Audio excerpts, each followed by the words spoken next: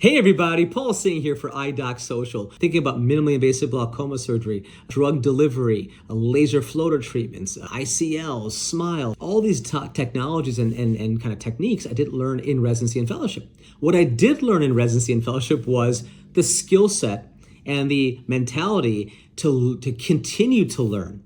My dad taught me many years ago to never be complacent, to continue to think, can we do better? Can we do more? And I think for me at least, there's certain criteria that I use in my mind to help me decide, is it worth adopting a new technology or not? So for instance, if I'm looking at a technology, does it give me a new solution, a new answer to a problem, to a disease condition that we never had before? Does it offer better efficacy, better, let's say, less adverse event profile? Is it worth adopting that? It may not be necessarily a whole new technique or a whole new technology, but if it's a better way of doing something that offers even better efficiency, better flow, a better bottom line for the practice, then it is also worth it. And then also understanding what are the potential adverse events of that technology. Can I not only know what could happen, but can I take care of any potential adverse events?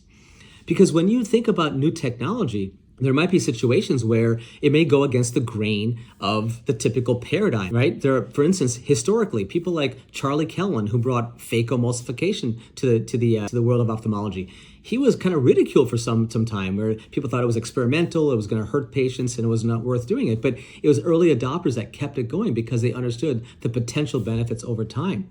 Or someone like Sir Harry Ridley, who brought us the first IOLs, right? Back in World War II, when he found that, hey, people who got shot down in the war had glass and some acrylic in their eye, didn't have an adverse reaction to the acrylic. He thought, hey, maybe we could put a lens in the eye. It was early adopters that kept that going. In fact, my father was one of them back in 1974, put a lens implant in the eye in the state of Wisconsin. He got his license taken away, and he had to have the IOL, or the Implant Society, which is the predecessor to ASCRS, come in and defend to get his license reinstated. So what it taught me was you have to have conviction and passion for what you're offering, especially if it's something that's new or does, let's say, challenge the typical paradigm. Because there are going to be people who are going to come at you and say, hey, this is something that's not consistent with what we're doing now. And you have to be able to defend yourself, and you have to have passion and conviction to defend yourself, which I think is really important as well. I hope that helped you. I think being an early adopter has allowed me also to be on the cutting edge, to see what's happening in the future of ophthalmology, to help teach other doctors, and to have a say in field is going. So I encourage everybody out there, don't be complacent.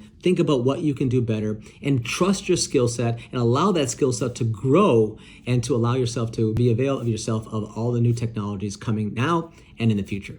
Hope that helped. Take care.